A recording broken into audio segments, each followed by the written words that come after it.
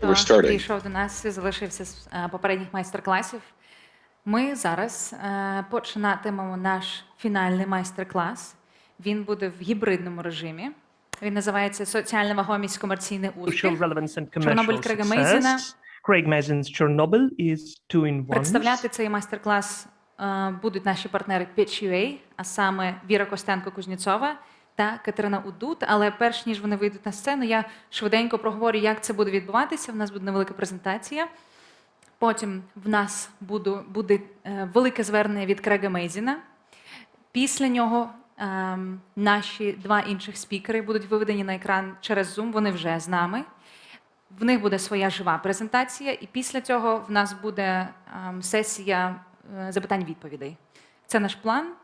І зараз я рада запросити на сцену Віру Костенко-Кузнєцову, Катерину Удут з освітньої платформи Pitch.ua.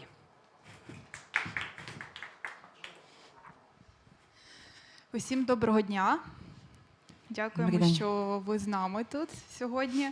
Мене звати Катерина Удут, я є директоркою компанії Media Resource Management. Ви можете знати нашу компанію по наших проєктах, таких як Міжнародний медіафорум Київ Медіавік, конкурс форматів Small World Big Ideas. Можливо, ви читали наші книжки нашого книговидавництва Mediabook. Також ми є організатором конкурсу соціально вагомого контенту Pitch.ua, який вже 3 роки поспіль збирає надзвичайно круті проекти, які висвітлюють важливі для нас, для України теми дуже креативним та цікавим способом. У мене на увазі проекти аудіовізуальні.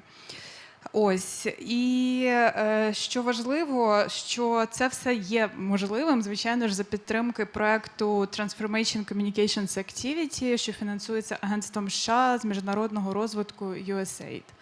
Ось, і, власне, сьогоднішній день, зараз цей момент є надзвичайно важливим для нас та для команди TCA, оскільки через буквально 5 хвилин стартує перший захід в лінійці майстер-класів нової освітньої платформи Pitch.ua. Просто декілька слів.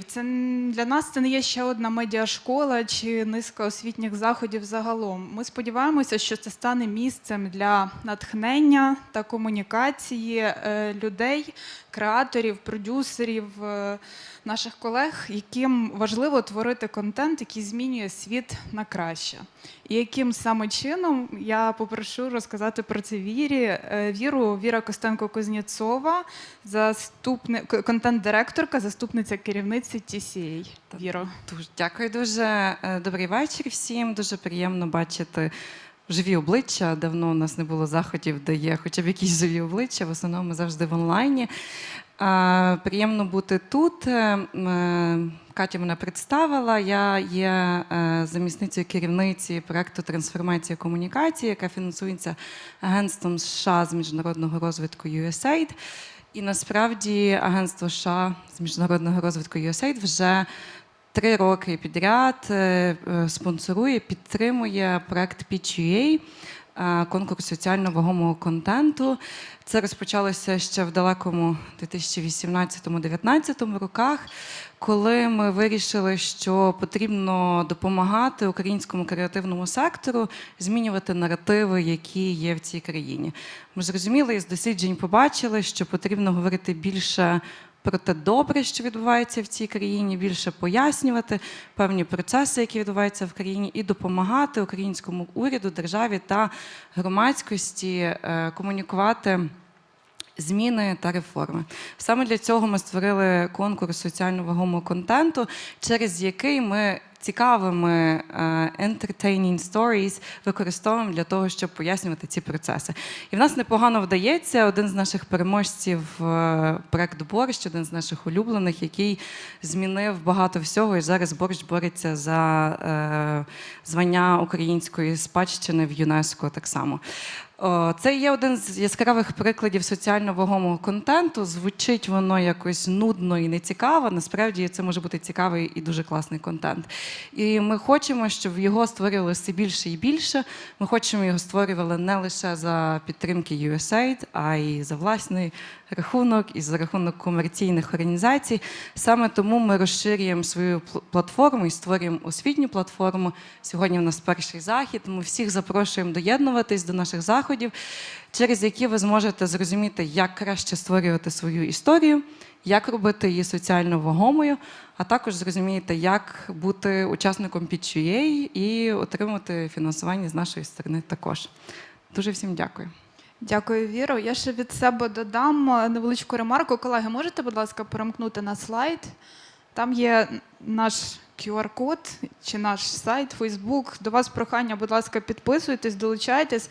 Важлива ремарка, усі майстер-класи є абсолютно вільними у доступі, безкоштовними. Ми будемо вам надсилати анонси, що важливо, також ви будете отримувати конспекти всіх заходів і, звичайно, згодом зможете їх передивлятися у повторі. Все це абсолютно в вільному доступі постійно для усіх. Дякуємо, бажаємо приємного вечора, заходу, майстер-класу. Дякуємо за увагу. Дякую.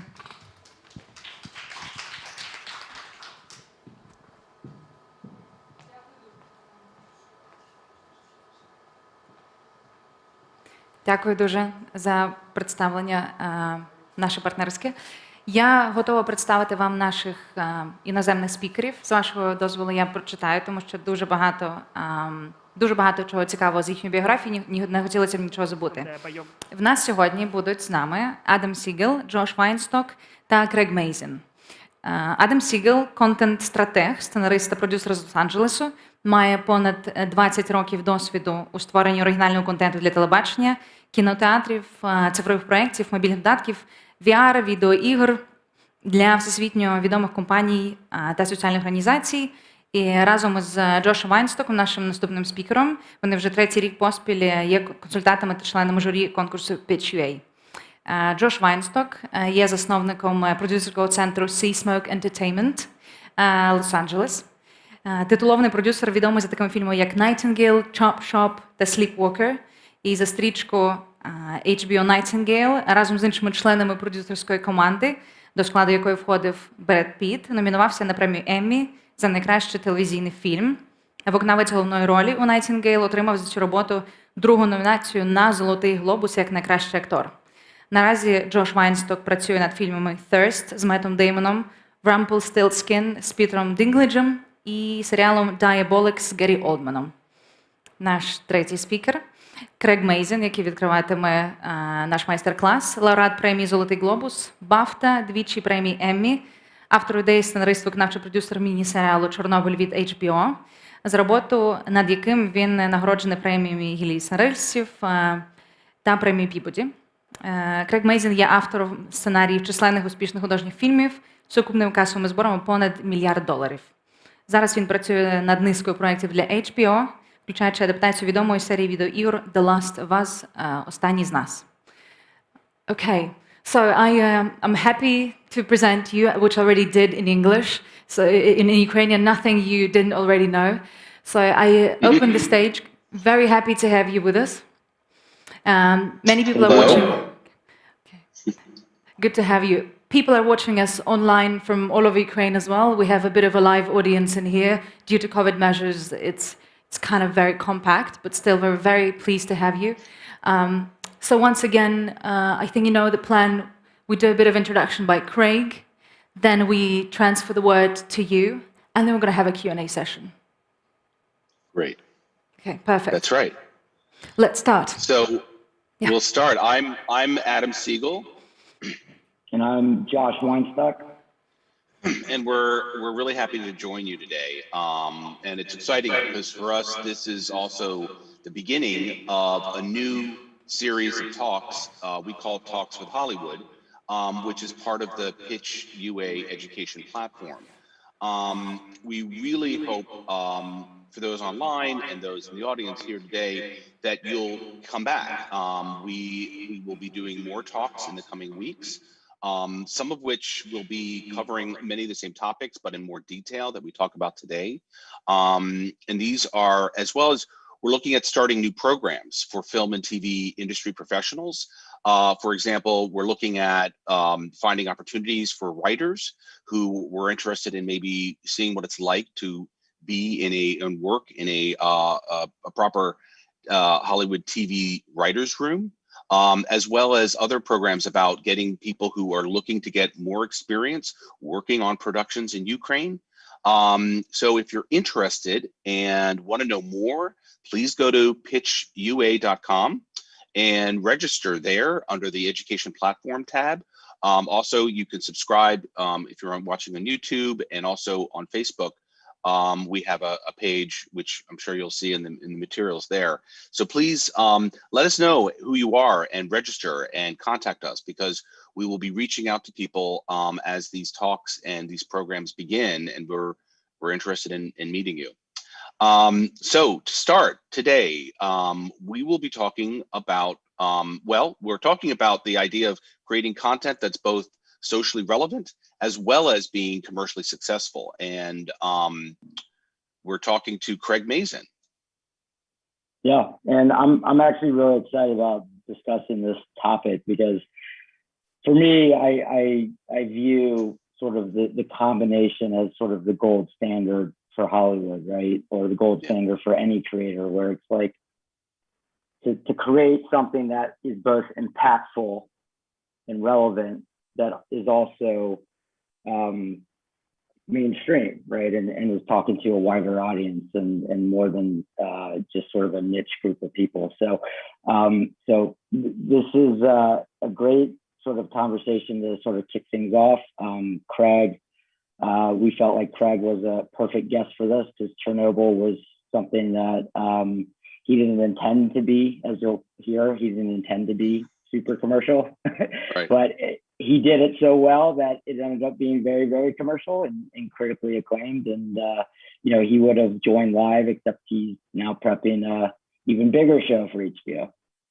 Also, I want to add, what's nice about when we talked about with Craig, many of the discussion points that we're going to be talking about through all of these talk series we kind of touch upon here. So this, in a way, is a good overview and introduction to many of these points, particularly the idea that when you're creating content now, right? Hollywood is doing, you know, big movies around comic books and existing titles and this sort of thing. So this is really important. But one of the areas that Hollywood is also very interested in, and if you're seeing more and more of, is obviously films and TV shows about social issue topics. What this does is it engages an audience about things they care about and know about. And so it very much is part of sort of the Hollywood system. So it's not something that we should really be thinking of as like contrary. It's not like you are making an important social statement, but you can't be successful. Really, these two things make a lot of sense together. Exactly. So we're going to run the interview. It's about 40 minutes, and then Adam and I will kind of come back and do a breakdown of sort of the important topics and subject matters that he points out, and we'd be happy to take any Q&As from the group. So so let's run the interview. And please, I hate to say this, please check your headphones and earphones, because I think it's a bit of a lost connection and kind of muffed. Yeah, thank you very much.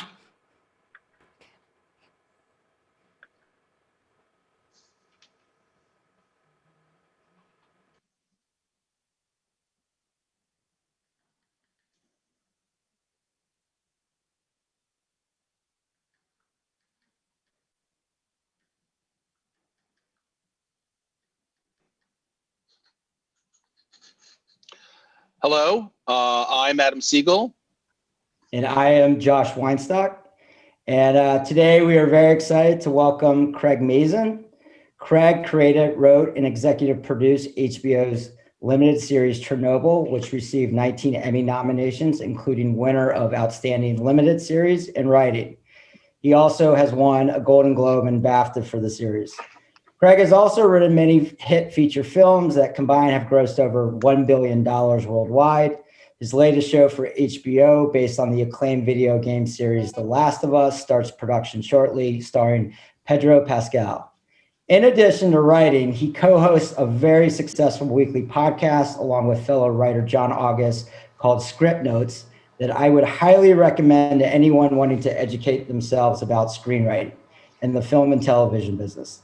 And finally, if you ever find yourself on Who Wants to Be a Millionaire and need to phone a friend, Craig is your guy. This is true. He's been on it twice. You are a man of many talents. We are here to talk about the series Chernobyl. Thank you so much for joining us. It's my pleasure. That was a great interview, and certainly the Who Wants to Be a Millionaire part is the one I'm most proud of.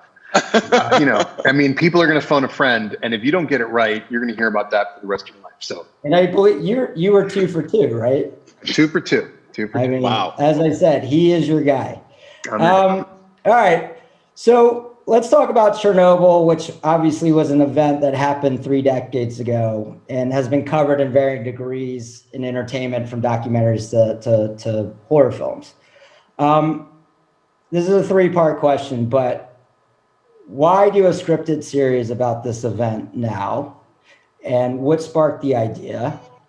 And how did this impact the way you approach the story in terms of what you felt like would be different and engaging from the predecessors? Well, I could start with how it started for me. I certainly remember Chernobyl happening. There was an interesting confluence of events in the Soviet Union and in the United States in the early months of 1986. In January of 1986, the space shuttle Challenger exploded. Oh, right. And we, it's my generation's Where Were You When the, and it was a moment where I thought our sense of invincibility as a superpower had been shaken quite dramatically. The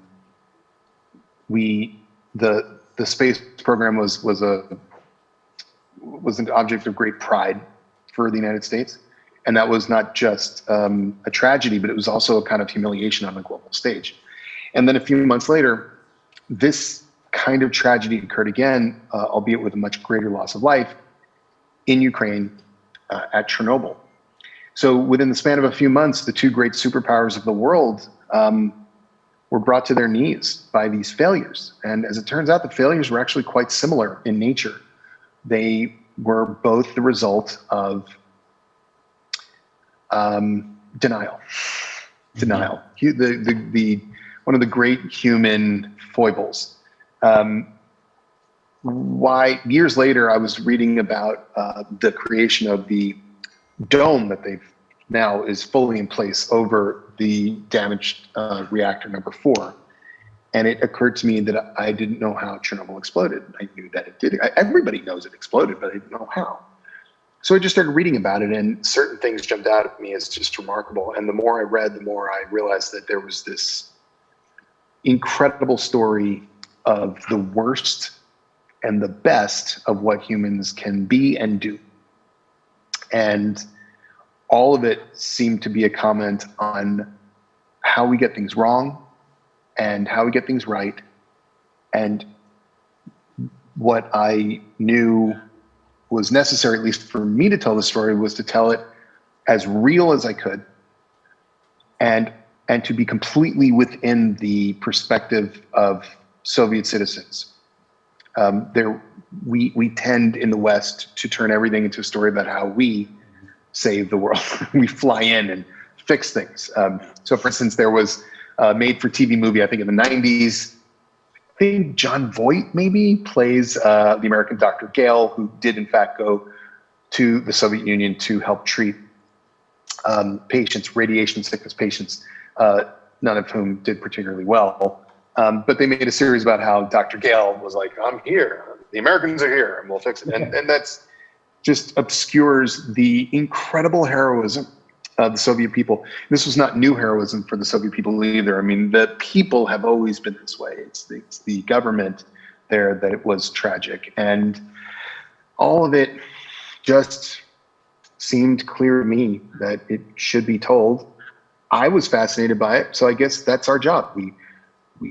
We get fascinated by something, and then we cross our fingers and hope that we're not the weird ones and that everybody else will be fascinated too.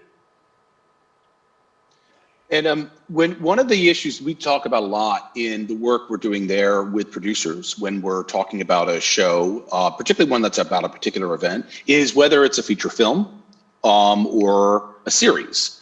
and obviously something in the middle, which is sort of a limited series. And what was there any thought about this as a feature film? And no. So then what was then the process for you in terms of breaking down the episodes and in terms of like, how do you do that?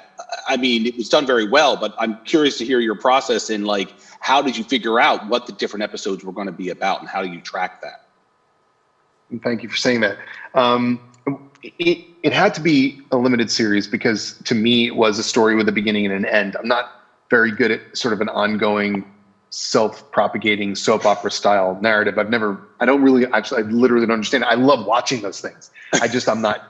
My brain can't make them. I need an ending to understand how it begins and all that. But I knew that this was also impossible to contain within one 2-hour chunk. Yeah. So I broke it out in a way that felt natural to me. The first thing that occurred to me was that what I didn't want to do was the very traditional, what we'll call disaster story structure, which is you begin with this lovely day where everyone's happy and everyone thinks everything's going to go great, except there's a little stirring of trouble, and then the episode ends with something exploding or sinking. And then you go on, because my whole thing is like, we all know it blew up. That's not what this is about. This is about something else entirely. In fact, it's so much about something else entirely. I'm going to make this thing blow up within 2 minutes. And I'm not going to go backwards either. And then I'm going to go right forward there because I also want people to be thrown into this and experience the chaos of what it was like in the moments after with people. So here's a bunch of things that you're not supposed to do. Don't start with the disaster and then keep going. You're supposed to start with the disaster maybe and then go back towards like 2 weeks earlier. We don't do it. Don't start with the disaster. And then don't immediately expose the audience to about 10 people who are all wearing the exact same clothing, most of whom sort of look alike because they're all white guys in Russia, and you don't know their names. And when you hear their names, you can barely pronounce their names. Don't do any of that. And I did all that because I didn't care. Because the point was, I remember, like, I didn't know any of the people landing on the beach at Normandy when I saw Saving Private Ryan, but good Lord, I was with them, because it didn't matter. It was just that I was with these people, and that feeling was what I wanted. And it seemed then that first episode should be the night of. And then the second episode, to me, seemed like it should go to the point where these divers were going into this darkness, maybe to come out and maybe not. And so I kind of went like this and just thought, where are the points in this story where I go, oh my God, I need to know what happens next. That's where you stop. And then hope that they come back next week. And we were, blown away by the fact that people did come back. This was not a show I think anybody was thinking would be like a hit. And over the course of the 5 weeks that it aired, it just, people did what I would hope they would have done, which is become as fascinated with it as I was. And now actually in Hollywood, people are like, we're looking for like a Chernobyl-like project. Then now it's become go-to, like we got to find something like that, which I think is amazing. You set the standard now. Oh God. By the way, like before Chernobyl happened, nobody wanted that. And also nobody would ever wanted me doing it. So Hollywood doesn't know anything ever. Right. Well, yeah, I think, it's something that I say all the time. And it's interesting because it always comes up. It's like, one of the things we really sort of stress is like, trust your gut, right? Don't write something that somebody else wants to write. Write something that you see and believe in and go for it because you never know. Like it's the authenticity is what sets the gold standard. So, which is a perfect sort of segue into, so we get a lot of questions about, so obviously, this group deals a lot with social driven content, right? And we get a lot of questions about sort of just in the early development stage. And one of the things I wanted to ask you was like, how much research, you obviously lived through this period as you sort of introduced in the beginning, but how much research did you do prior to jumping into developing the project versus later on once you had your production partners and whatnot, and you were off to the races, because like the attention to detail and information throughout the show is incredible. So can you kind of just walk our audience through, just like from a starting point, like for you, just preparing yourself and pitching this and presenting this? Well, the two things are related: the notion that you should be in love with what you're writing, and then the question of how much research you should do. If you are obsessed with something because it makes your heart sing, then the research is not a job, the research is a joy. Research can be a little bit of a trap for some people if they're using it as a delaying tactic because they don't want to actually write, because it's a whole lot easier to read than it is to write. But for me, I was pretty voracious about the research. I read as many books as I could, books that were written by Americans, books that were written by Brits, books that were written by former Soviet citizens and scientists and historians, watched a lot of documentaries, and read first-person accounts, and looked at a lot of photos, and then got into the science. The very, very first thing I did after reading some initial stuff was to go down to USC and talk to a nuclear physicist and just say, okay, I've got an hour of your time. How does a nuclear reactor work? And why did that one explode? And from there, a lot of conversations with a lot of scientists, physicists, a lot of questions, a lot of answers, looking at blueprints of the design of the reactor building, because as you get closer to production, you want to make sure that everything is correct. And where are these people? It's very confusing. The geography of that plant is very confusing. When you get there, you realize why. It's enormous. The whole thing is enormous, and things aren't where you think they would be. Like, you would think that, you know, some things would be above other things and some things would be below things, and it's all backwards. It's not what you think at all. So just a crazy amount of research required to get the job done. And I think it's, I mean, I know what you say when you're saying the research can dominate it. I think it's, and it's procrastination. Let's be honest, right? Like, it's just our way of not having to actually write something. And I noticed actually some of what you just described got its way into the scripts, right? So it literally is a description, like, how does a reactor work? And that really, so you really see that kind of working its way in there. What I'm curious about is, so obviously when you pitch a show, and you know, there's always talk about the action and the visuals and the set pieces and stuff, but what we do know, particularly as writers, is it's really about the characters and the storylines that make the show compelling. And so how did you find these particular characters, and what was your sort of process in picking those storylines? Because that, to me, is sort of what really made this project sing.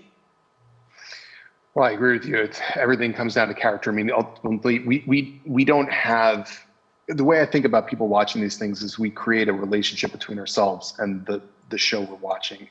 And the touch point of that relationship is the people in it, always. So everything to me is about that, the characters.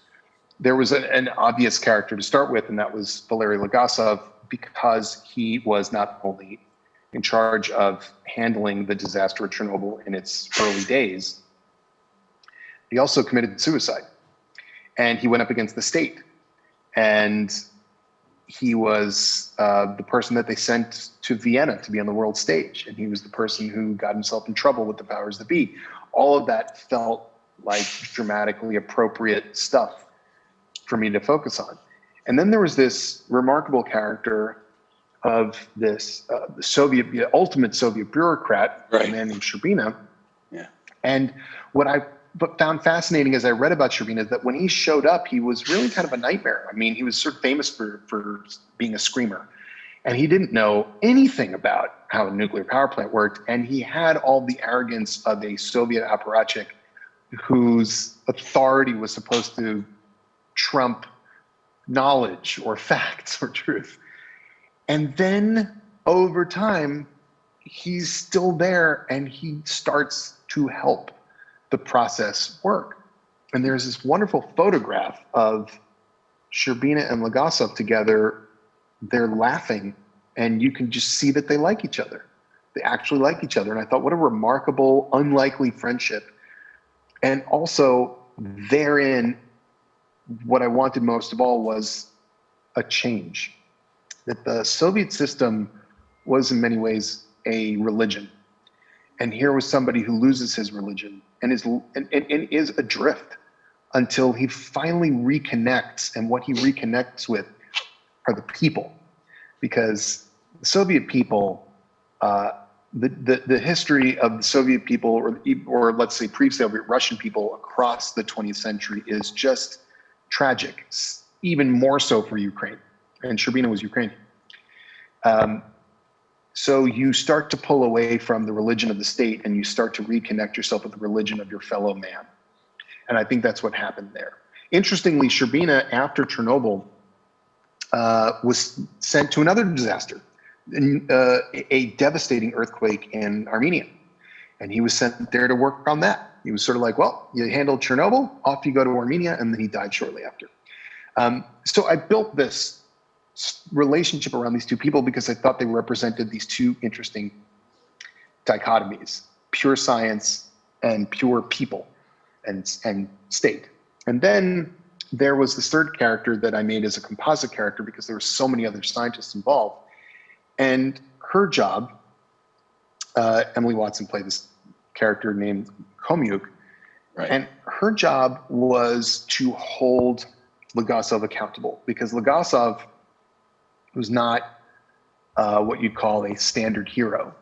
He was himself not the most qualified scientist to be there. He was sent there because he was tight with the party. And Legasov also was aware of things that he did not talk about that he probably should have. And here is a scientist who is essentially calling him to task and saying, you have to live up to what it means to be a scientist, or you're just as bad as the KGB and everybody else that led to this occurring. So out of this, you find things. And then there are these wonderful real life characters that I pulled largely from first-person accounts that were compiled beautifully by Svetlana Alexievich in Voices of Chernobyl. These were regular people, firemen, their spouses, nurses and doctors, and then soldiers who were conscripted into this massive effort to somehow put the genie back into the bottle. So I kind of took my cue from what was real and I guess applied some sort of instinct as to what, again, you just follow like, okay, well that interests me, so I hope it interests other people. That's right. Kind of it. There's a big secret. But the order of it, like, is that sort of how you did it? You found those main story arcs and character arcs, and then found the other ones that could fit in. I mean, was that sort of your process? Well, I knew that there were certain events that I wanted to portray. I wanted to show, for instance, what it was like for the bio robots on the roof. Yeah. And then working backwards, I want to say, well, okay, then there's the whole experience of the men and women who were sent to the zone to work on this thing. Let's do that. And let's build a story around that experience. It's too important to not.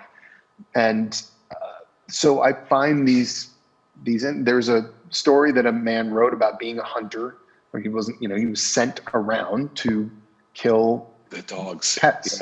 Yeah. And so I thought, well, that's terrible. And I think people should know that. And it all gets focused in towards this ultimate, the kind of crucible of that roof. But I worked backwards from the things that I thought were fascinating and startling, and then just kept asking the question, well, either I really want to know who's involved in this, or I really don't want to know. I just want to know that there were so many involved. So for instance, on the roof, I never wanted to see, we follow one man as he's running around that roof. I never wanted to see his face. I never wanted to hear his name. He represents all the people whose face and name we will never know, who saved a lot of human beings. And it had because the selection of a lot of these stories, though, because what I felt throughout the entire show, which you did quite well and maintained, was it reminded me of the film Wages of Fear. you were adding this notion of these very tense moments where, you know your life is in danger. You could die at any moment or soon after. And that type of stress and anxiety was within like many different components. And you kind of went to that place in a lot of different ways, so it was also picking people in these circumstances. It was the unique circumstances that they were in. And that's what then drove sort of pursuing those characters. Well, it's a war movie of a kind. Yeah. You can't see the enemy in this one, but this is what happens to people when they are put under those extreme pressures. What I was hoping to get across was that there was a spirit of communism. And it's a weird, like, I don't mean to say political communism, but communality, that the people there cared about each other and did these things selflessly, in part for their brothers and their sisters. These firemen who showed up that night very quickly knew that they were in serious danger, and they stayed their posts and worked their jobs. That kind of behavior is beautiful. You saw it writ large there, and throughout the history of Ukraine and Russia and the Soviet Union, you see this. I mean, nobody suffered the way the Soviets suffered in World War II. I mean, not even close, nobody. And that was on top of what had already been deep self-inflicted wounds, like the Holodomor, Stalin's man-made famine in Ukraine. And yet here they are once again, and they step up and do these things. So there was a sense of duty and love for fellow man and love for country. I mean, this the poem at the beginning of the second episode, it refers to this great bitter land I was born to defend. And I thought that was the most Soviet kind of sentiment possible. Like, we know this is bitter. We know it's not good, and we are born to defend it. Like, that's why we're here. That's remarkable. And it makes you yearn for the day when that is no longer true, when these places are free of bitterness and people are not born to defend as much as to enjoy and pursue life, liberty, and all that.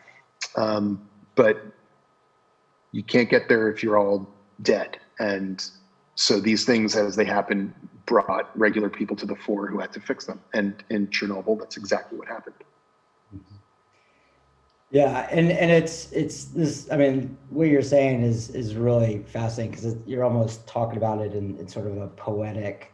Not. I mean, obviously this was a very dark time, but just your approach to it isn't very on the nose, right? And I think that's always the challenge with these types of projects, is like, how do you avoid being too preachy, or doing specifically about one thing and one thing only.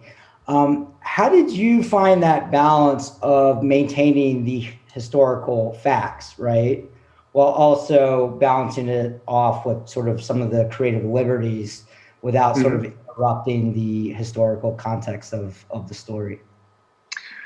Well, I had a general philosophy, and that was that all other things being equal, tell the truth.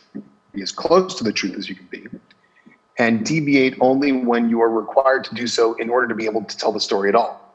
We're discussing events that spanned more, 2 years, and we're compressing them into 5 hours. So things are going to change. And there are simple things like the trial occurred, and the argument over what should or shouldn't be said publicly occurred, but Legasov and Sherbina weren't at that trial. If I had shown other people at that trial, I think most people watching at home would have said, who are these people? Why do I care? Right? So the one thing that I said to HBO very early on, before we even got a green light or anything, I said to them, if we get to the day where we're putting this on the air, I also would like to do a podcast that goes along with it, where I can openly talk to people as, an episode completes. That minute, boop, there's a podcast, and I talk with somebody about what we changed and why, because the whole point of the show is not to lie, right? That the truth matters. So I want to be accountable to that. And I want to be able to explain to people why we change things. And I certainly don't want to hide anything from them at all. It's one of the reasons why at the very end of the show, just in case people weren't listening to the podcast, we say, oh, by the way, this character of Olana Homyuk is a composite character. It's not real. Let's just be honest, which is not necessarily the first instinct of Hollywood.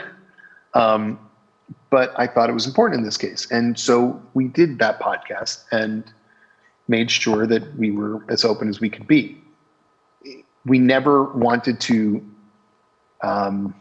over dramatize things. The actual drama of Chernobyl was terrifying enough. So that was another rule of ours, was don't make it worse than it was just to make people scared at home. Mm-hmm.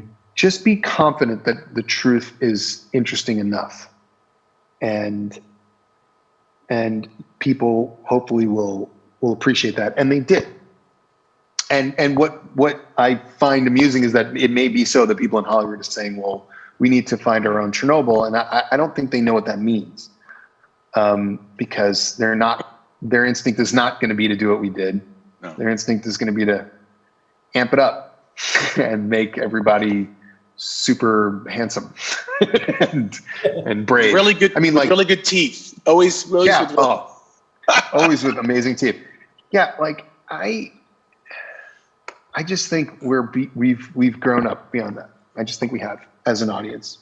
We want things that feel, at least when we're talking about historical documents, we want them to feel real.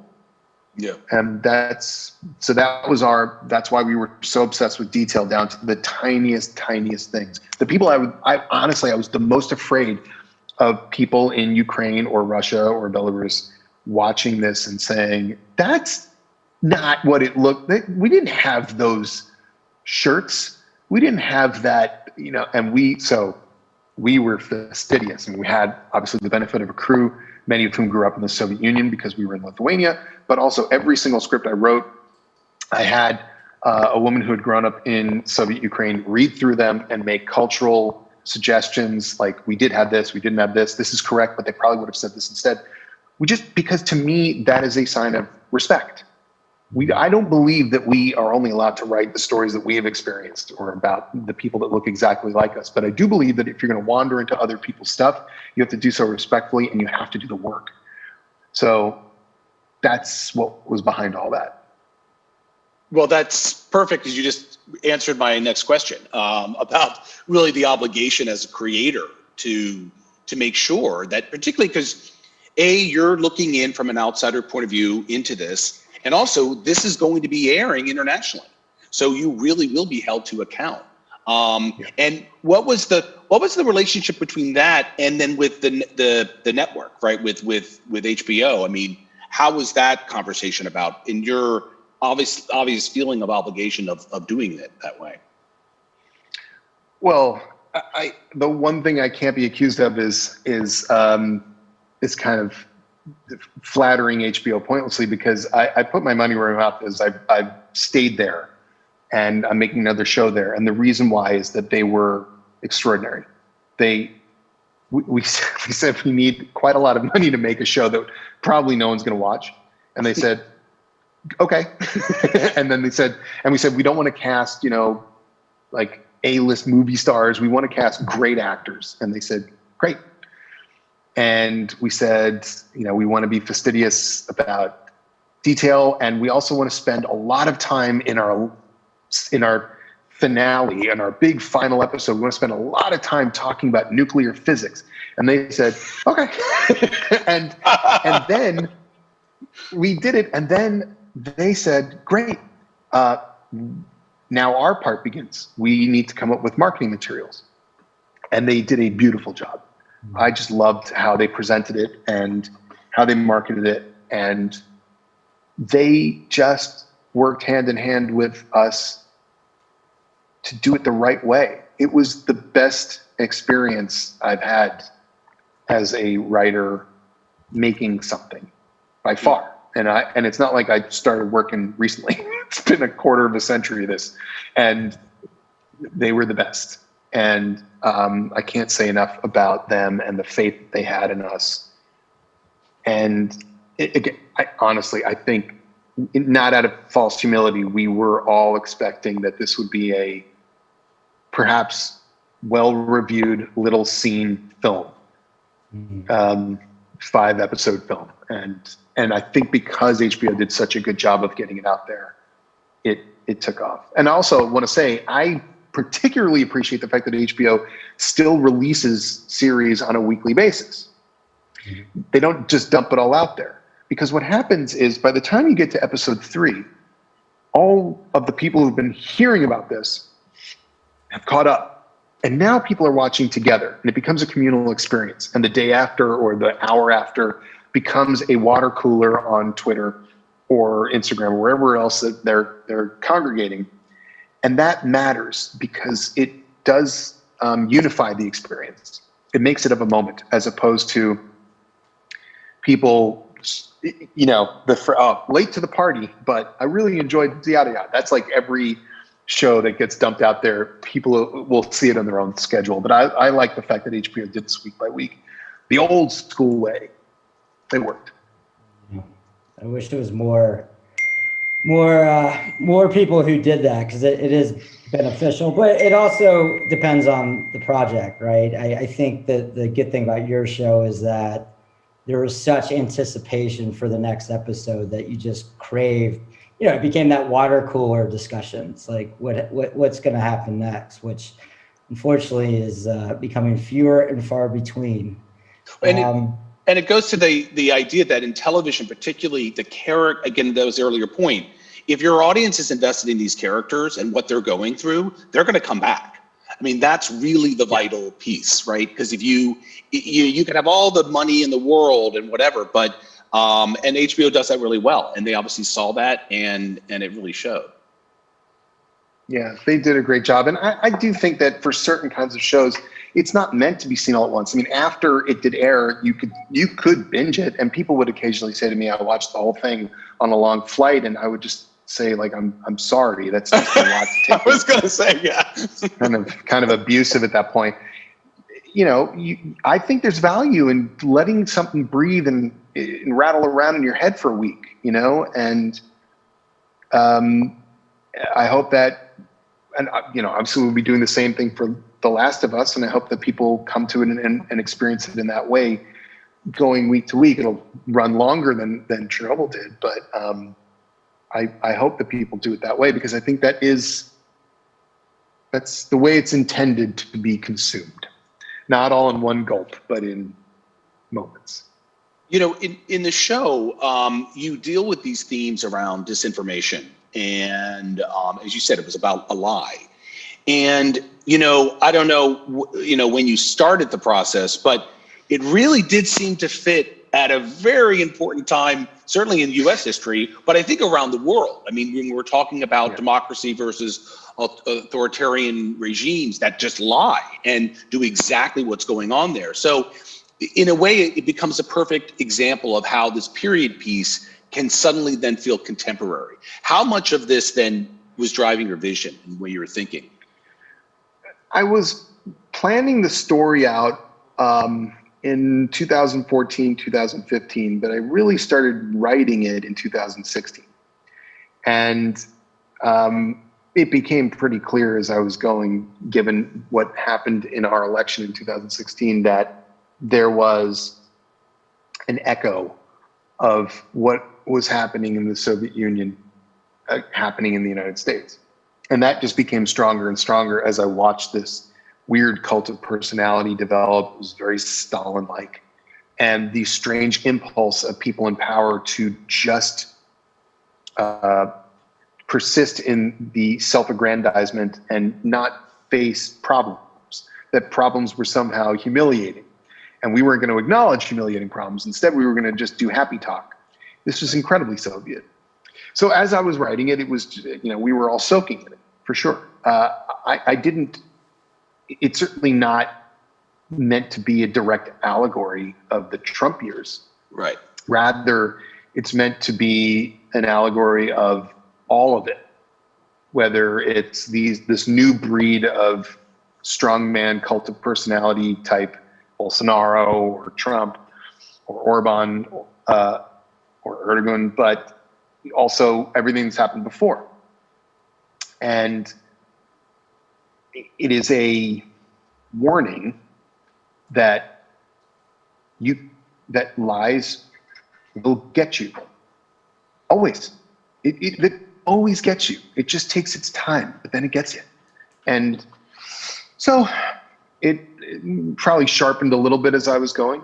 But it is meant to be a broadside against the manipulative leaders of the world who think they can bend and stretch and twist and break truth as they desire. In the end, they will fail. Yeah. Love that. I know we only have a couple minutes left, so and it sounded like your expectations for the success of the show started off pretty low. Yeah. But it obviously, translated into something bigger and better, and resonated with such a huge international audience, both commercially and critically. Why do you think that? And do you as the creator, and hearing feedback, especially as a Westerner, right, and hearing feedback, knowing that this show is a huge hit in Ukraine, right, and the fact that this had a huge impact on them, do you feel fulfilled that everything you set out to do, you accomplished? Beyond. I mean, what I wanted more than anything was for people in Ukraine and Belarus, a little easier in Ukraine. Belarus's government isn't quite as open and democratic as Ukraine's, not by quite a bit. But I wanted the people who lived in that region, who were still impacted by Chernobyl directly, who had lost family members. I wanted them to watch this and feel honored and feel respected and seen. And that seems to be what happened. And one of the most gratifying aspects of this is that I know in Ukraine there's been quite a bit of reclamation of Chernobyl as a national tragedy. And a friend of mine who's Ukrainian, who's there quite a bit, said that suddenly, where there had been these little memorials to victims of Chernobyl, little ones, that suddenly flowers started appearing. Mm-hmm. And I thought, okay, then you know what? I've done a good thing. That was what I wanted more than anything, was for them to appreciate it. And I think it was appreciated in Russia. It was, initially, there's a cultural minister in Russia praised the show, and then I guess he got in trouble. Yeah. Is he no longer there? No, he's there, but he changed his mind. So, by the way, and over here too, it's the same thing happened in here in the U.S. A couple of ultra right-wing knuckleheads went on Fox News and said, "Look, Chernobyl, this is a great show because it talks about the evils of communism." And I was like, "Nah, you don't get it. It's not. No, in fact, you are the same. You are the problem too. Exactly the same." Oh, they didn't like that at all. Oh, then I got yelled at. Oh, I got this. You don't understand the show you wrote. I'm like, oh, okay. How broken is your brain if that's what you think is happening? You think you understand it and I don't? Okay, right. Cool. So, basically, jerks did not like it as far as I could tell. And that I was okay with, but regular people did. And that was incredibly gratifying. I couldn't have asked for anything else. And I think the aspect of it that was universal was that everybody is living under some kind of government, and every government is prone to this behavior. I've said, it's not like the Soviet system landed here from another planet. Humans made it. Humans made Trumpism. Humans made the Quisling government. And we do these things. We are all subject to it. Everybody has seen it work, even just in our regular day-to-day lives at the places where we go to our job. There's some boss who's lying and pretending there's not a problem. And then one day, Lehman Brothers, right? It's all Chernobyl, right? It's all of that is that behavior. And so that universal aspect, I think, did talk to a lot of people. They recognized a lot of analogies to their own lives and their own situations. And so maybe that's why. But mostly I just wanted the people who are directly impacted by it to watch it and say, okay, this guy got it right, finally. Because, you know, the track record of Americans making shows about Soviets is not great. Well, not Rocky IV? What? Yeah, Rocky IV was close. I mean, No, yeah. Big Swede playing a Russian. Yeah.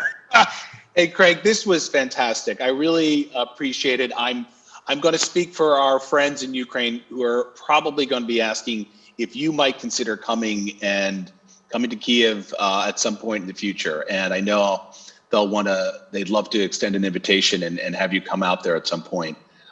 So yeah, would you? I would love to. Yeah, Okay. I've been to Kiev twice now. It's a beautiful city. I met with President Zelensky, and I mean, that was cool. He's the only president I've ever met with. He's amazing. He's an awesome guy, and the people there are remarkable. And I would love to go back. Obviously, right now it's a little tricky going anywhere, and That's right. The next, foreseeable future, I'm going to be working on this television show. But I would love to go back. And I would also love to go back to Lithuania. I always want to give Lithuania credit for being the most remarkable host country for us as we made this show. We could not have done it without them. Both the people of Lithuania and the government of Lithuania were remarkable. So I'm ready to return as soon as that is possible. Yeah, You bet. for sure. Well, wonderful. Well, thanks again. This was great. And good luck with the show. good luck with the Thank show. All right. Thanks. Thank you, gentlemen. Bye. Take care. Bye. Okay. Thank you very much for this wonderful conversation. And thank you for sending it here. And I know Craig cannot really hear us, but thanks to him as well. Was enlightening, and it was a big addition to previous interviews that many of us watched and heard and listened and podcasts about Chernobyl. So now I think we're ready for your presentation and your word. So Josh, Adam, the virtual stage is yours. Wonderful. So we'll put up a presentation. So you'll see that. Really what we thought we'd start with and do is, you can go to the next slide. We just there's so much information that Craig is talking about. So what we thought we'd do is just really do an analysis and a takeaway from that. Warning, there are some spoiler alerts, so hopefully we don't reveal too much. But you can go to the next slide. So the takeaways are, and again, as I said earlier, in a way, Craig is the way for us to launch our new series of talks because he's hitting on many points, both really getting down into sort of the details of how to create, write, and develop and produce shows that both are very compelling, great stories, as well as something that's socially relevant. And so we're going to get into that a little bit and sort of see. So maybe go to the next slide. The one thing that I think he made extremely clear and how his whole thought process went is really about how you, and this is something I ask, I mean, all the different people we work with through the Pitch UA program, really be thinking, how do you connect your idea, which can be very small, it can be just and very personal. How do you connect that to something bigger? And obviously it's coming from who you are and where you what you experience. So for Craig, he makes this point about, well, Chernobyl happened a few months after the Challenger, the space shuttle explosion, which, while obviously impacting a massively different number of people, for the US, his point was very true. Anyone alive at that time felt this shock of and real kind of like cultural shift. And what people may not know is that the government hid a bunch of things. It obviously didn't affect people in the same way, but it was the same type of instinct that governments are very insecure, particularly these governments at this time. And by starting with this and really making those connections, you get into a much bigger picture and framework so that later on, even though he doesn't even intend it, right? When he's talking about how he wrote this before, for example, the Trump administration, but really before even COVID, where you really see how governments seem to worry a lot more about their image and protecting themselves than the people they were sworn to protect. So, and that's a big and important message. And so by just starting with that sort of idea and that, one specific thing, but really thinking about it in very broad ways. Let's go to the next slide. Yeah, and this is also a very critical portion when you set out to create something, is write what matters to you. And I know, Adam, you can certainly relate to this, especially as a writer, right? Like if it doesn't excite you, then it's not worth your time. Like there's 0 point to pursue something. So, it's very, very important that when you set off to create something, especially, these are things that take months, years, a long, long period of time. So you want to make sure that it really, really excites you about what you're working on. For Craig, he was fascinated by the topic, right? And he felt like if it was interesting to him, there was a chance it could be interesting to others. So like that was sort of the philosophy he really started with. The other part that I thought was really fascinating was, for him, he didn't care if he was different, right? He kind of took the format that was traditional of like starting with the catastrophe, right? Most shows or films or whatever you're watching, there normally is the build up to the event. In the case of Chernobyl, he wanted to throw the audience immediately into the event and then sort of watch what the aftermath and the cleanup was. So he did not bother being concerned by that. He had a very sort of strong intuition about doing it, and it worked. And you can go to the next slide.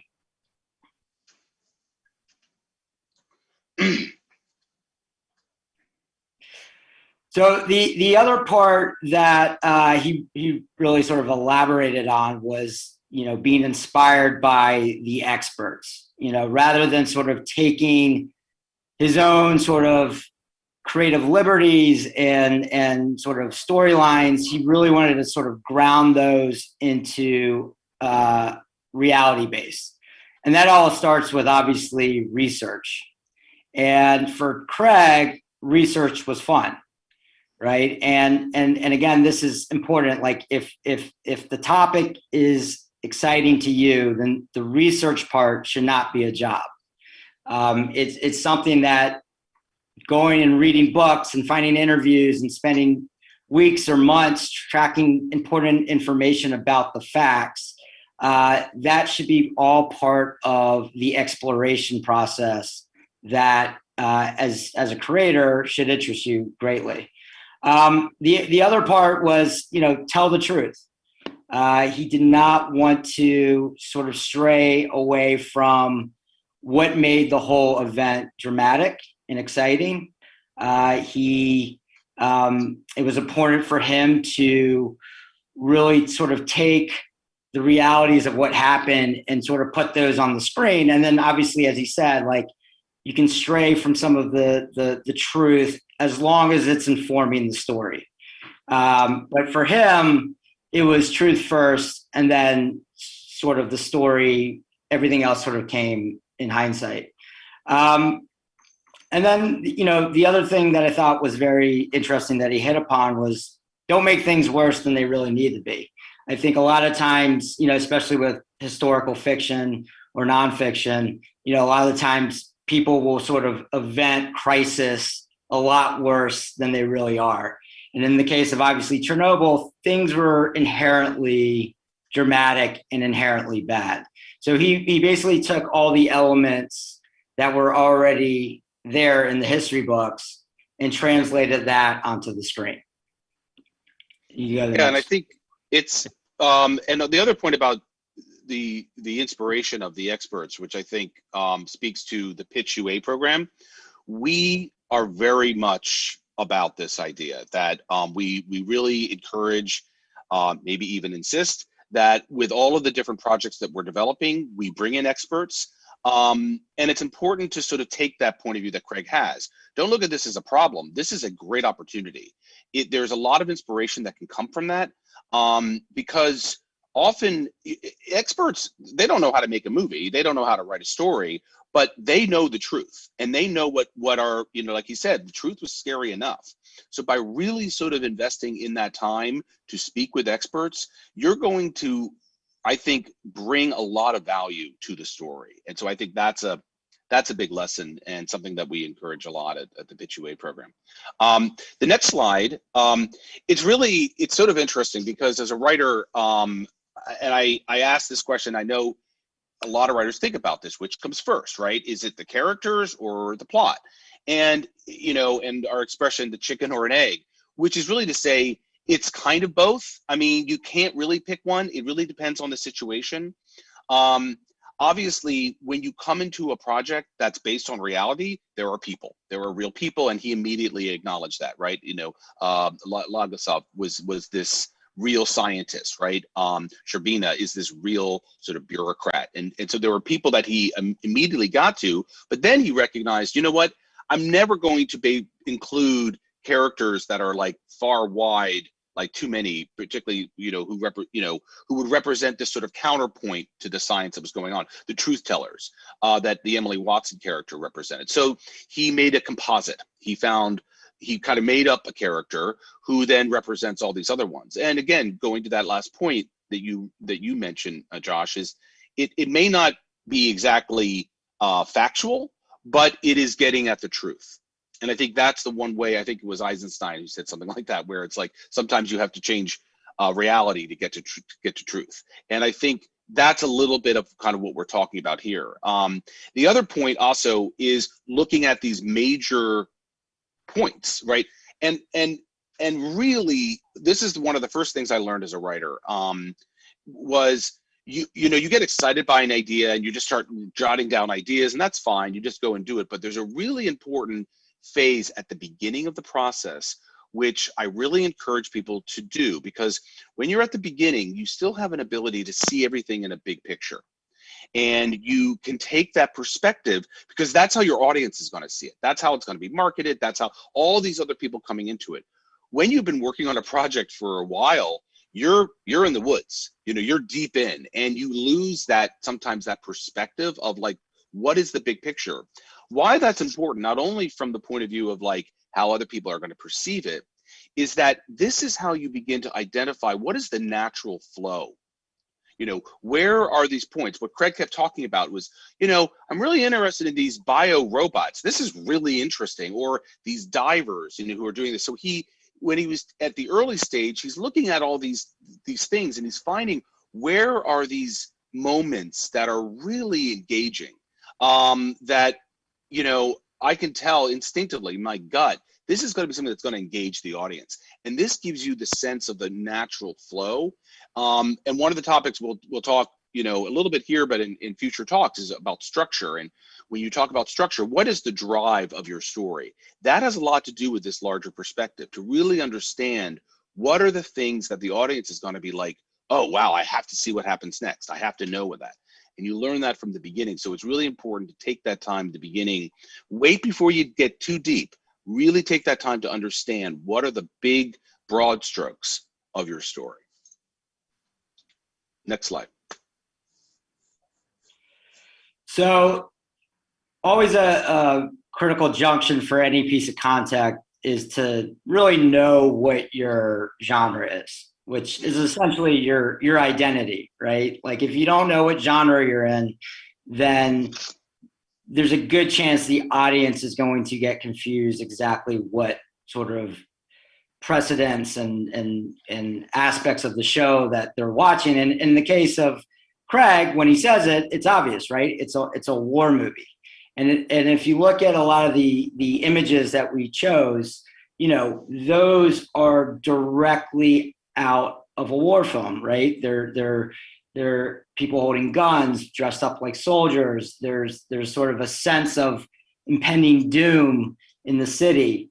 And, you know, it's interesting. Obviously, in the case of Chernobyl, you know, Craig says it's the invisible enemy, but it is all sort of the characteristics of everything around that, right? About the locals who stepped up and did their duty, right? And did their sort of sense of patriotism. And that's really sort of what Craig was going for in terms of like creating a war movie, like any war movie, right? It's you're always following the heroes who are selfless and willing to sacrifice themselves for the greater good. And what was beautiful about the show was that it really tied multiple storylines around that, both, you know, whether it was the scientists or on the local level, with the residents and the inhabitants who obviously were living in that community, who were impacted by it, who were obviously doing things that put their neck on the line, that, you know, some live, some die. So that was clearly, you know, sort of you know, when he set out to create the show, he obviously had that in the back of his mind. And, you know, the other thing, what I thought was interesting, what he said was like, he wanted to explore what happens to people under extreme pressure, you know, and again, it's like putting people in situations that normally they do not find themselves in, and how do they react to that? Yeah, I don't know if you have, you know, and you obviously mentioned immediately, you know, a reference to a film that reminded you of the show. Yeah, The Wages of Fear. And it's also funny because it goes back to the other point, right? Which is by knowing your genre, it's giving you that bigger perspective. Because within every genre, if it's a horror film or if it's a war film or if it's a comedy, a romantic comedy, there's a tone, right? There's a quality that you already are, the audience is expecting. And it doesn't mean you have to follow that exactly, but you better know that this is what your audience is expecting. So you either have to do it or do something with it that makes your audience go, oh, look at that. Look what they're doing. They're playing with it. Because in a way, he could have made this a disaster film, which is different than a war film, right? So he could have made this very much like, you know, the Titanic, or not the Titanic, I'm thinking the Poseidon Adventure, or one of these old like 70s disaster movies where it's like, all these celebrities are being, you know, killed because of the result of this terrible thing. And you're really following the melodrama of one thing after the next. That's not what he did. He said, this is a war movie, but this is a war within society. This is a war between people and their government. And I mean, he really is, and it's really a powerful way to make that point. So in a way, he's sort of shifting the genre a bit, because as he said, there's an invisible enemy. But the truth is he knew that ahead of time. He made that decision. So that's a really important thing to understand what you're doing before you do it. Because I think sometimes you'll see projects and it's like, you can tell people don't exactly know what genre this is. And therefore they're making decisions and you're not sure, well, why are you making this decision? You know, does this fit the genre that you're working in? To the next slide, it also speaks to the whole idea of structure here.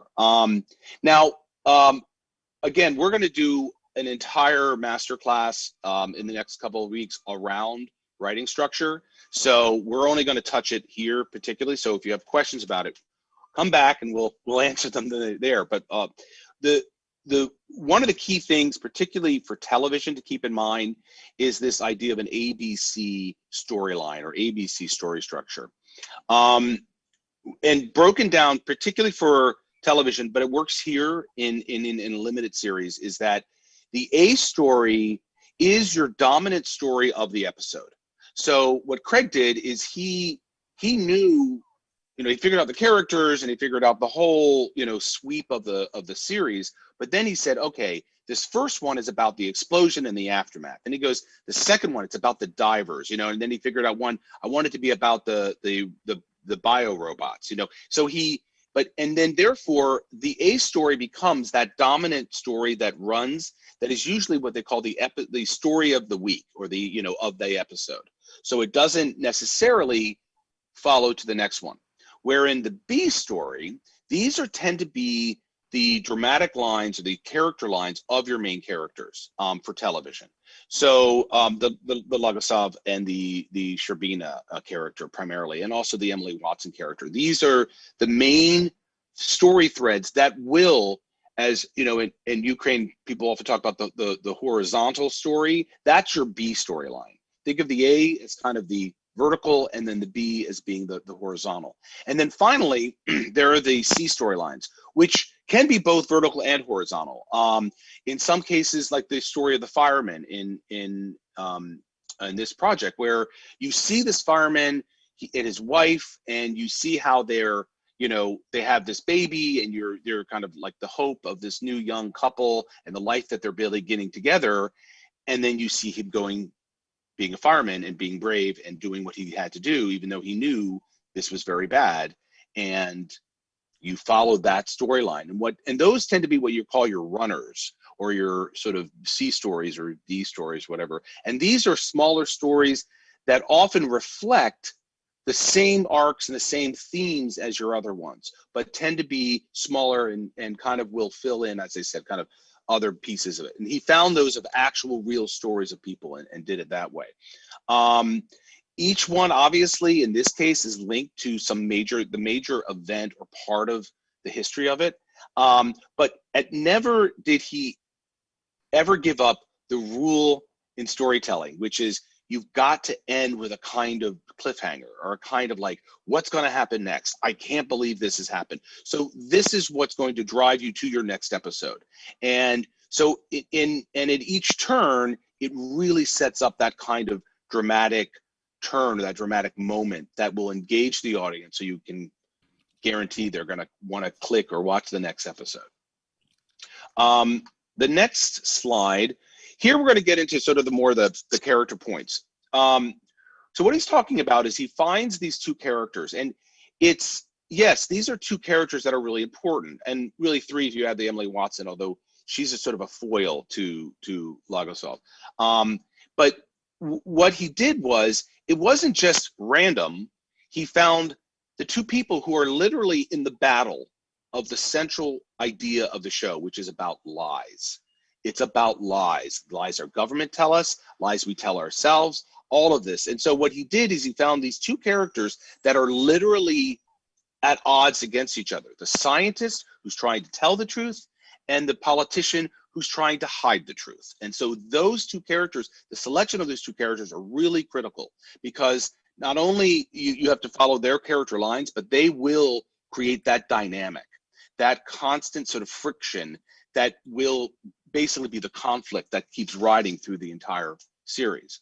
The next thing to consider when you're talking about character, there's Bob McKee, he's a person who talks about screenwriting in America, and he talks about it this way, and I think it's very clear. Think of the difference between characterization versus character. Characterization is what you write on the page. He is a 40-something-year-old man who is, very diligent and keeps his, house very clean, or whatever. Those are the descriptions of a person. That's the characterization. And you can tell that to your audience right up front. It's how they dress, it's how they look, it's their age, it's their ethnicity. All of that is a characterization. The character, though, are the decisions that person makes. And almost invariably in any good story, the character is making a decision, and it's usually, they sometimes call it as the first decision, where it's unexpected, or they're doing something that is kind of out of their own character, where it will then lead them down a road of other decisions. And each one of those decisions will then reveal that character because it's about what they do. And often that character has something underneath them. There's an underlying other aspect of their character, usually opposed or opposite. So decision making, that's really where you're revealing the character. And then the other point that we often hear from producers in Ukraine talking about is they're like, writers have to understand obstacles. Yes. Well, when you talk about the structure of any story, it's like the hero is rising against obstacles. The important thing to keep in mind, though, is that you have to begin with your wants. What does the hero want? What is motivating the hero? Because if that's not strong, once you hit an obstacle, then you're like, okay, I give up. Or why would you risk something if it doesn't mean anything? So what is what's interesting about this story is Lagosov he really is a kind of bureaucratic scientist who wasn't necessarily the best, but something happened here where he recognized he was the only one who was going to tell the truth. And the lives not only of the immediate people in the vicinity of Chernobyl, but the lives of many tens and tens of millions of people were going to be impacted if he didn't get to the truth. And that was something that was the decision he made. He was going to have to do something, but he was going to face obstacles, mostly from Sherbina, right? Who was his sort of his opposing force. And really what you look at in these characters is when you find your main characters, look at how they will impact each other. There are some writing theory that basically talks about how if you have your main characters, one will usually be right and one will be wrong. And that's sort of true, but not necessarily the way you think. But it's really about how they impact each other and how, even what Craig said, what really inspired him was he finds this photo of these two men who are at absolute odds with each other, and they're smiling. They're enjoying each other's company. So that was the thing that really made his kind of like light bulb come on. Like, this is where that development will really happen. And then another just sort of writer point just to make in the next slide. We really want to talk about what is the glue that holds it all together. And that is the themes, all right? And you may not always know your themes. Like whenever, with the pitch UA process, whenever I'm working with any of the different projects, that's the first question I have. Why are you doing this? And what are the themes? What are your key messages? What are the things that, and often it should be very personal. For Craig, it was a very personal idea that he had. This is about how governments lie. And they lie, and how people lie, even companies and organizations lie. They lie, and it comes out, and it hurts people, and it destroys lives. And this is something that he wanted to talk about. And so what you then do is, as you start researching and doing it, these themes begin to emerge. And so for Craig, he hit upon issues that were very important to him, but they always would, at the end of the day, fall into some of these main themes. One of the critical themes that he said was really looking at what he talked about. I mean, he didn't say it in these words, the Ukrainian history of heroic sacrifice. The sacrifice for your fellow community, you know, and this is something that you see in the bio-robots and you see in the suicide divers. So these themes are deeply embedded in the main A storylines that he's going to. But then even with some of the other themes that may not be as central, but are still pretty important, the idea of the shooting of these dogs, these soldiers who are going out and having to do this, it really deals with this other major theme in it, which was how humanity comes at odds, and particularly when you're dealing with bureaucratic systems. Often bureaucrats, one of the main complaints of the Soviet Union, but this is true about governments all around the world, they forget the humans at the core to it. And this experience of this man who has to kill these dogs totally brings that to the surface in a really clear way about the humanity that is still within us, despite all the bureaucracy and all the things around it. And I guess the main takeaway here is what it does is it creates this unified experience for the show. You have 5 episodes they're all talking about different things and kind of getting at different ways, but all of them are unified by the themes about the lies that governments tell us, this notion of human sacrifice, particularly among the people of this time and era of Ukraine that have been going on for many hundreds and hundreds of years. And this notion of humanity within bureaucracy. These are themes that you keep finding in all the characters and all the experience. And this gives us sort of a more unified story. Next slide. So, you know, for Craig, the idea of creating additional content beyond just the medium of the main story, which in this case was television, was really important for him. And it, in the case for him, obviously doing a podcast show was very natural. He was already doing it. So for him, it was just sort of instinctual. He's like, let's do it. But it's, his thinking is what a lot of, you know, now, you know, distributors and partners really want in shows, right? Where your creator is so excited about the content that he's willing to actually provide additional content beyond sort of, you know, your spotlight time period. So, you know, Craig was very, as he mentioned, he was upfront with HBO in the beginning and said, I want to do a podcast with this. And in the case for him, the podcast was motivated by the idea about wanting to be honest and truthful, you know, thematically with his audience, you know, and provide sort of a forum and community to explain to his audience members why and what they did each episode and what changed, right? And sort of the real sort of motivation behind that. And what that creates is sort of an additional community, right? Like he is building a community for people who are fans of the show and wanted to know more about the show and provide a home to go where, you know, not only are you able to communicate directly with the creators, but you're also creating an opportunity for other fans to find other fans, right? And to be linked by a commonality about what they love about the show and wanting to educate more about, you know, the events and decisions behind the creative for it. And the other point that he made was like, you don't have to force all the messaging into the story. Right. By having a podcast, it provides additional outlets where you can talk about things that might not necessarily make sense for, in this case, the television series. You know, it provides, yeah, go ahead. Oh, I was going to finish here. No, go.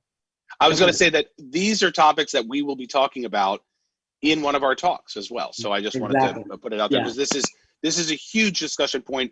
We've already done this with a bunch of projects, part of the Pitch UA, about how to incorporate and use social media and some of the other kind of digital engagement platforms.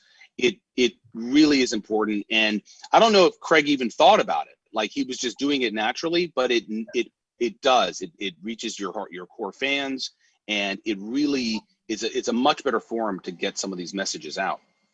Right, and as we'll talk about in future episodes, the reality is whether it's a Marvel film or Game of Thrones or Stranger Things, there are now all these sort of sub communities that have been, you know, launched to provide additional opportunities for fans to pursue the things that they love, right? And to get engaged in a community that 10 years ago was non-existent. Next slide, please. So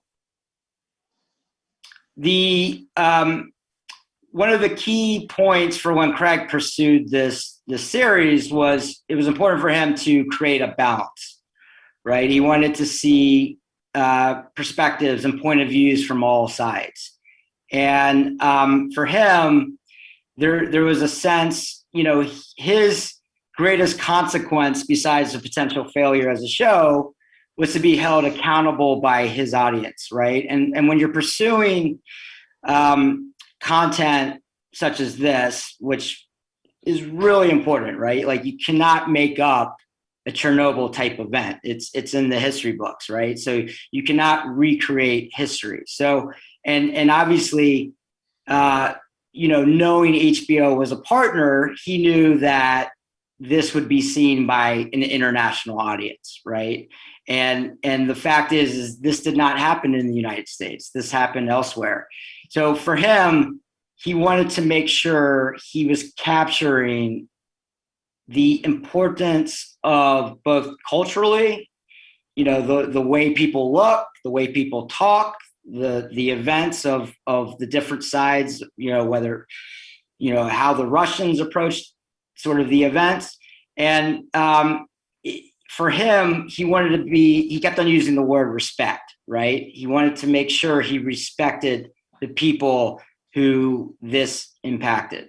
So, he mentioned that, every script he wrote, he sent it to someone local to go through sort of a filtration process to make sure like the cultural and the respect levels were there.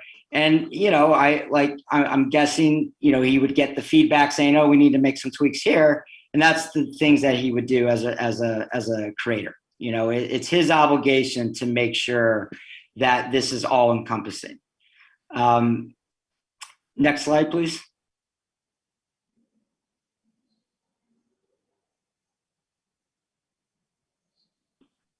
Next slide, please. Oh. There we go. Right. So to sort of wrap this up, one of the things that Craig stressed was that he was very upfront and truthful with his partners, and in this case, being HBO. To his credit, he expressed the idea of like asking for a lot of money for something that he felt like might not necessarily be commercial, right? And then he was also upfront with them saying, I don't want to hire Tom Cruise. I do not want to hire another A-lister. I want to hire really, really good actors. And the point being is that throughout the process, he was very upfront with his partners about his vision for the show. And as a result, what happens is you have this wonderful collaboration happening between your distributor / marketer and then also the creative vision for the show. And what happens is a lot of the times that communication line isn't always on the same page. And that's when things get very messy in both the production, post-production, and then obviously the release of the content, right? Because like the creator will do one thing, and then all of a sudden you present it to your partner, and your partner is like, what is this? Like, this is not what was sold to us, right? So for Craig, it was really important to sort of convey what was important to him, convey the vision of the show, convey how they wanted to really take on the production of things. And most important, again, going back to wanting to make sure everyone felt respected and honored. And as a result, he mentioned that HBO completely understood his vision. By the time they had to market the show, they were completely in sync with that vision. So as a result, and he gave credit to HBO, and they're obviously masters at what they do, is that, they take the creator's vision and find a way to make it feel mainstream. And obviously the themes and the characters and the inherent drama is what also helps sell that on a commercial level. And then, as sort of what he stated in the beginning is that he stuck with his vision, right? He didn't doubt himself throughout the whole thing. And from the moment he pursued what he wanted the show to be about to the moment it was released, it hit that vision. So if you do that, maybe you can win an Emmy. Well, and also what I like the fact that he stuck to his vision, and all those points, right? The meaning and the truth resonated, And it was so popular that even a Russian cultural minister had to admit that he really liked it until he had to admit that he didn't. So that's a great sign, right? Like even that, I think, is maybe even more important than the Emmy. But I think that's, I mean, and in a nutshell, the takeaway is obviously, you know, the budgets that HBO have and all the marketing and all that stuff.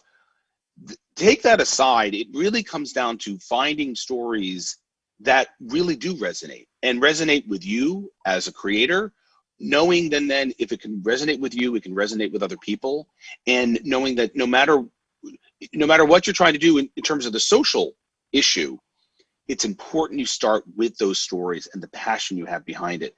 Those two things become linked, but it really is that passion. And I think when Josh and I just went through the pitching process, and some people who may be watching this were part of that, and we're going to have another one next year. And one of the things we keep making the point is, in that pitch, when you make that compelling argument, you leave us to a point where this has to be made.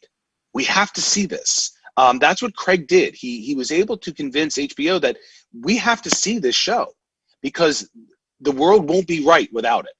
And if you have that kind of clarity and that determination, it goes a long way, both in terms of getting your pitch and getting the project sold, but really conveying that message and that idea all the way through until it's finally on air. Well, thanks, Josh. That was fun. Thanks, Craig. Thanks, Craig. Thanks, Craig.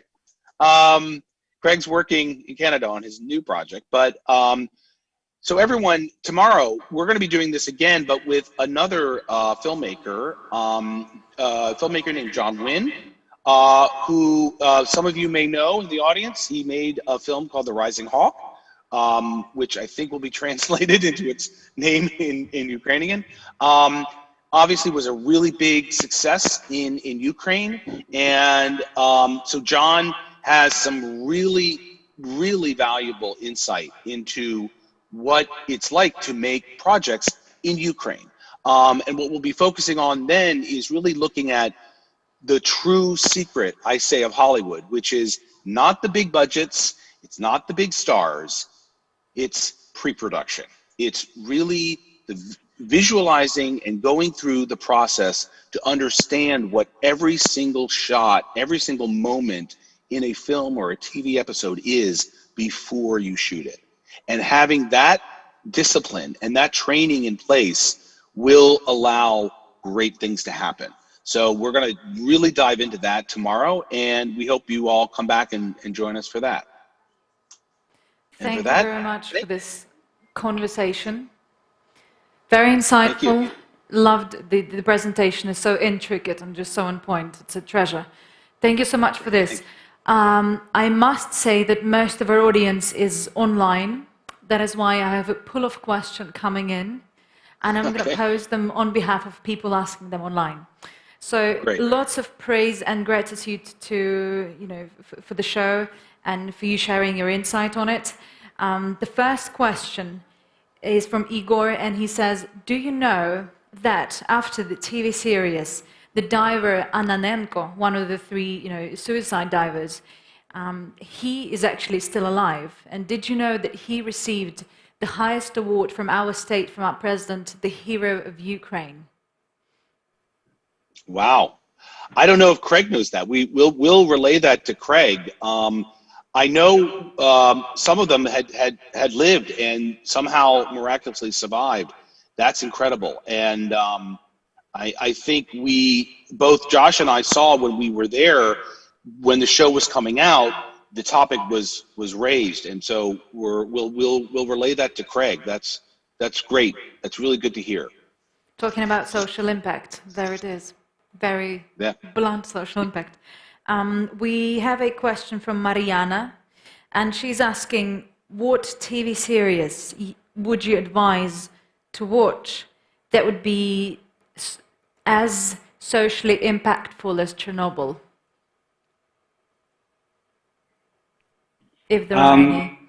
Yeah, I mean, there's a lot. I think the good thing is we've talked about recently The Queen's Gambit being one. which had a lot of success. And, you know, for that show, it was all about women empowerment, right? And sort of the idea of, you know, a strong woman playing amongst the boys club of chess. And also her struggle with sort of the substance abuse and sort of the mental repercussions of that pressure. That I know Adam and I talk a lot about, and I think as far as like recent success goes, that's a great example of a show similar to Chernobyl. Adam, I don't know if there's other you know what? I know some great shows that are Ukrainian shows that have been produced as part of the Pitch UA program. So one of the first shows I worked on was Roots of Destiny, which it came out, I think, in 2018 or 2019. I think 2019. And that, I think, was our first attempt at it, but it was, I think, a fairly successful result, where obviously we didn't quite have the budget as Chernobyl, but it did have a really good, compelling B story that kind of showed you how to tell a story that can keep driving. So what was happening and what we noticed with the ratings on that show was that the audience stayed. And I think that's because we had interesting A stories that were talking about people living in the gray zone and around the point of contact around the war. But we also are telling the story of our main character and the mystery that involves his family and what happened to them. And I think that to me is a really good model. We also were partially involved with working with There Will Be Humans, which I think is another fantastic show.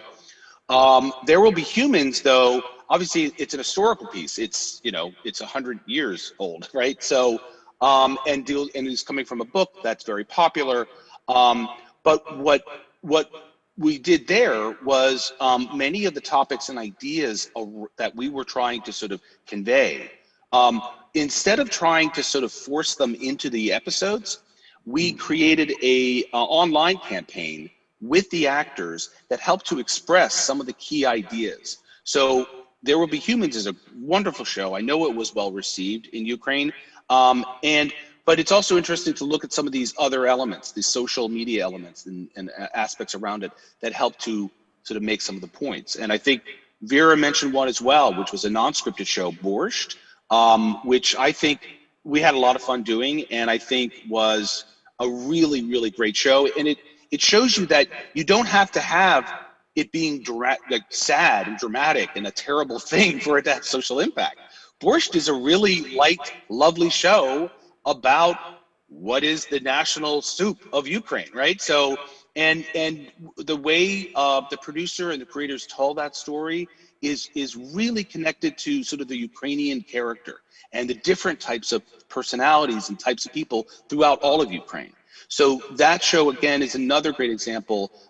It's hard, you can see it on, there's a movie, I think, of Borscht, as well as an online components you can see, which I think I highly recommend, both because I think it's entertaining, but it really sort of kind of shows you other ways of telling social stories without it being always, you know, sad or you know, dramatic. Another question we have from, thank you, from Valerie. Are there any scripting rules that shouldn't be broken? All scripting rules must always be followed until you don't. Look, I think this goes back to sort of my training. I think I look at like filmmakers like Buñuel. For those who may not know, was sort of considered a very experimental filmmaker, but his early work followed all the genre rules and were very traditional. So what I would say is this: understand the rules. It's important to know what the rules are, to understand why they're there and what they're doing and what their pieces are. And if you want to break them, go ahead, but make sure you know why you're doing it and what the impact of that is. So I think all of the rules that we talk about and we follow tend to be, and at least from my point of view, I'm always looking at what is the emotional impact, right? Because film and TV, this medium is really about emotion. That's the power of it. It can convey information, but that's not really its strong suit, right? It can convey some information. What it can do is tell emotionally impactful stories. So almost all of the rules that I always talk about come down to how do you get that emotion out? How is it expressed? So, like I said, you can break the rules, just make sure you understand them first. Thank you. Yeah, no, I think that's smart what Adam says. I would also say, like, as long as you know your themes, your genre, you know, as long as those are clear, then structure can change. You can break, you know, as Craig did, right? He broke the rules technically of a disaster war movie, right? He started the show off with the disaster.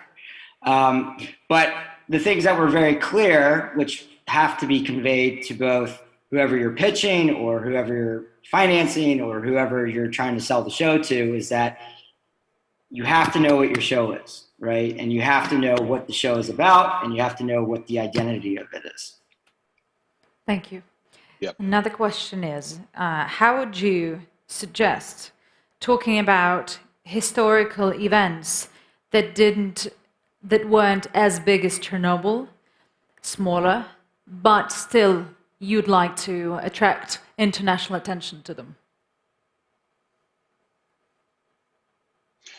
I mean, I think look at what we just said. It comes down to finding the larger issues, the larger stories, or the larger connection to the larger ideas that are in them. So it's not, and that's the idea of making them universal. So There Will Be Humans is dealing with a lot of very sort of small and very personal aspects of that time in Ukraine when the Red Army is coming in as the sort of this real kind of tragedy is unfolding in a very, you know, it's obviously happening all over the country and it's in a very massive scale, but we're only looking at really the story of a family, of a saga, and how this family is then at odds with people who are trying to fight against the Red Army and trying to fight against what's happening, and those who are trying to sort of work within it. So I think, again, it's connect to this larger idea. Whatever historical event, if it's historical and it's important to you, try to sort of think about how does this relate to, in a way, what's happening now.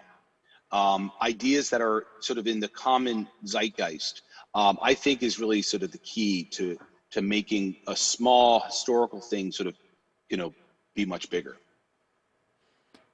And the Queen's Gambit is an example of that as well, because I mean, chess is really popular in Eastern Europe and in all over Europe. It's not as popular in the U.S. But suddenly, because of the really compelling story and this idea about female empowerment and the understanding of what women are going through in that storytelling, now chess became a massively popular game in the U.S. So you never know. I mean, that's kind of an indication of how something that was sort of kind of marginal and not as interesting for a lot of people suddenly becomes more important because of some great storytelling behind it. Thank you. Another question from Valerie. It's a big one. What would you recommend to beginning screenwriters who want to have the foot in the industry? Who want to have what was that last part? So would you recommend to emerging screenwriters who want to get their foot into the industry? I'll take that one. As being part of the filter process. Again, it's expressing your choices and sort of the projects that you pursue in a very passionate way, right? So if you're not passionate, you're never going to sell me as being passionate. And as a producer, it's my job to try and support the vision of the filmmakers. So I cannot put my neck on the line to a financier or to, let's say, a director if I don't have a sense of your vision of what the project is, right? Now, I could say, you might be really passionate about a project and it might be very small. And I could say, look, totally understand your vision, but this is not right in terms of like what I'm personally looking for. But I can tell you that someone out there will be probably looking for that, right? So it's all about being clear about what you want to pursue, clear about what you want to write, clear about sort of your grander vision, whether it's a television series, a limited series, a feature film, or even like a YouTube show. It's all a common link. And I would say, you know, it's important to also be just tenacious, right? And just because you get one no, doesn't mean someone out there isn't going to say yes, because most people say no. All Adam and I hear every day is no, no, no, no. So it's important to just keep going and keep pursuing your passion, keep pursuing the project that you're excited about wanting to make. And I would also add, if you are interested, this is the one great way to break in. Go to pitchua.com and register, because we are very interested in, we are developing ideas and programs to help people who are trying to break in, writers in particular. We're looking at doing something around the writer's room. We're also doing stuff for internships and that sort of thing to get people firsthand experience working on film production. So go to the website under the education platform and put your name down.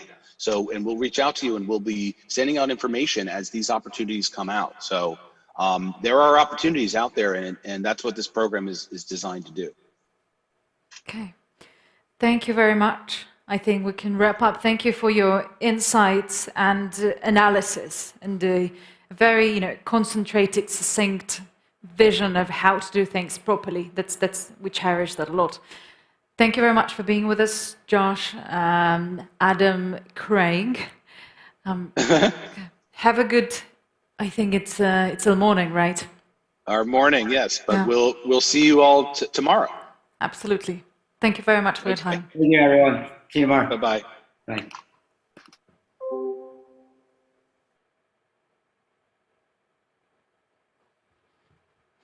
Okay. Дякую дуже, що ви залишилися з нами до кінця вечора. Мені здається, це прекрасне завершення цього дня. Побачимося завтра вже традиційно о 10 ранку.